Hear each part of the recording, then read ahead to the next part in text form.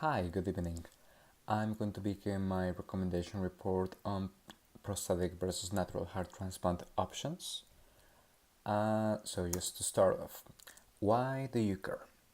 Well, the motivation behind having transplant options is that 25% of deaths each year are attributed to heart disease, and many of these are end stage heart failure, which is usually only treatable through transplant.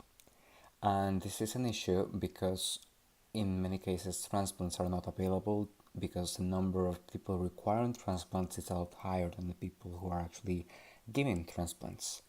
And then the cost of transplants themselves are also really high, which we will get into in a minute. And then we also have a graph over here that it shows the density per county of heart disease deaths attributed to heart failure. An overview on classical transplant. So for our first option, we have classical transplant. We usually use this in end-stage cardiac disease.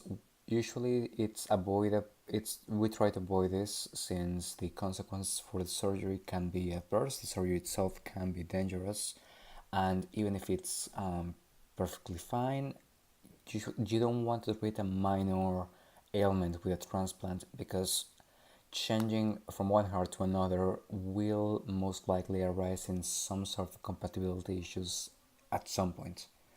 Also, it's estimated that an approximate like 1/8 of patients that are in the wait list for a transplant die while waiting due to inavailability. And then, as I mentioned, there's compatibility issues that you cannot get just any heart from anyone. You have to have a specific um, type of heart that's compatible with you. And a heart transplant can cost upwards to $1.3 million, which is quite a bit. And then the other option that I'm presenting is the TAH, which is the total artificial heart. The general overview of this idea is a machine that is inserted inside the body where the heart would be. And we can see the heart over here, well, the mechanical heart, that usually is mostly just the ventricles. And then this machine is connected by tubes to an to a control center. The control center is going to provide the power for the machine to keep running, and it's also going to determine the beats per minute and make sure that everything stays constant so that the person is actually able to live with the TAH and doesn't die. For the connection, obviously, since the heart would be inside the body, there's parts of the tubes that are inside the body and then they get out at some point in the abdomen and become outer tubes. Oh, sorry. Um, so that is just general schematic of how the TAH works right now. The current TAH that we have is sponsored by Syncardia brand. That is the only one that has been legalized in the United States. However, the problem with this is that it is a mainly temporary measure since the technology has not yet advanced to the point where we can realistically have a permanent option. For statistics, over 1,400 Syncardia hands have been transplanted into patients successfully, and most of these have been actually surviving after a year. There's a 79% survival rate for transplantation surgery, and then a 70% rate after a 1 year period. And this is also slightly lower because we have to account for the fact that many people getting transplants, well, they already have weak hearts, so it's possible that they would be weaker for the surgery itself. The device itself is a lot more affordable than the full heart transplant. That's only at around $100,000, and insurance covers a large portion of it usually. But you do have to keep in mind that at least for the current technology, you are really getting this as a temporary option. Like if you're in the wait list and you don't know if you will get a heart by the time you need it, you might want to invest in a TAH to make sure you actually survive. However, it's really worth noting that there are permanent versions in progress as of today. And then here we have another schematic that takes a closer look at the actual heart portion of the TAH. As we can see, these are just the ventricles really. The eight, yeah, they're just the ventricles that are just pushing the blood inside the body and circulating it to the lungs and throughout. Now for drawbacks. The current TAH, at least, it is temporary, as I just mentioned. So it's really only advisable to get it if you truly need it in the time that you think you will be spending the waitlist. The other drawback is that you can definitely develop plaque issues like any other regular heart. This is mainly due to blood coagulation rather than the actual heart, and if you have tendencies for it in your renal heart, it's very likely that you can also get a variation of it with the TAH. Second, also there's the issue of rejection. Since you're introducing a foreign substance into the body, your immune system is very likely to respond negatively.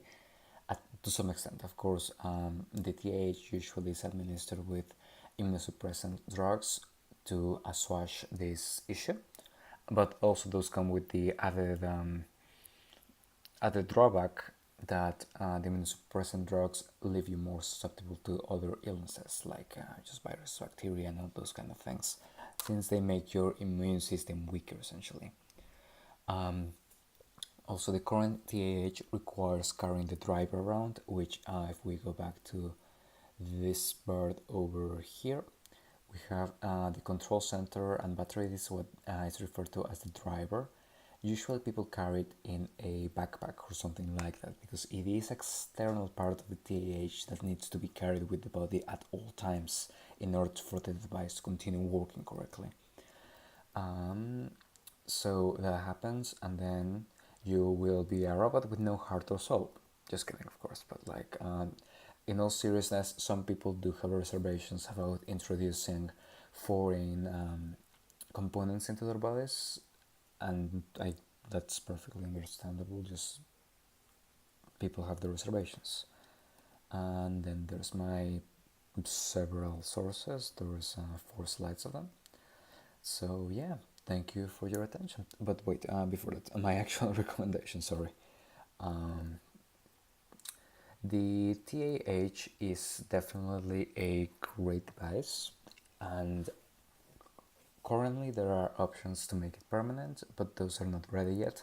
So I cannot actually say whether this will be better or worse, and obviously will most likely depend on the advances in technology.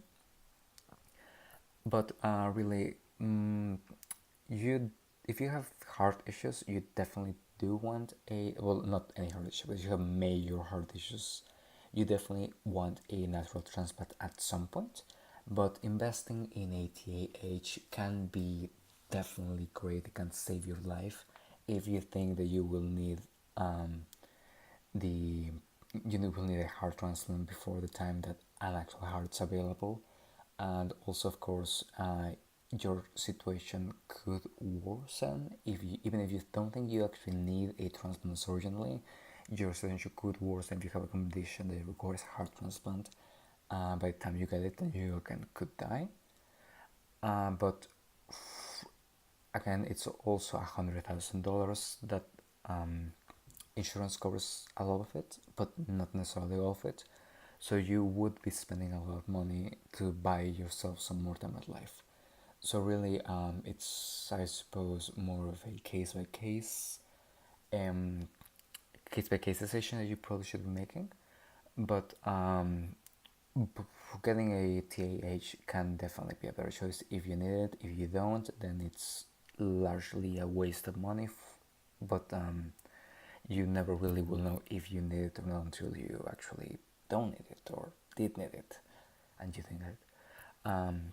But also, that's for the current recommendation. For the future recommendation, I would say that this is a field that has a great deal of potential, and it should definitely be continued to be expanded. In the future, it is very likely that we might get significantly improved versions of the TAH that will be, for one, permanent, and for two, more compatible with the human body. Like as I mentioned, you can't really get any heart into your body because it won't really work. But if you could customize them like you could with a TAH, it could definitely work. It just would require significantly more advanced technology than what we have at present. So again, just to reiterate, currently my recommendation is get a TH if you need it or think you might need it, but don't if you really are pretty sure you won't need it by the time you could get another real heart. For the future, definitely the TH could prove to be a better alternative to heart transplants. And with that, I conclude my presentation. Thank you all for your attention and have a great rest of your evening.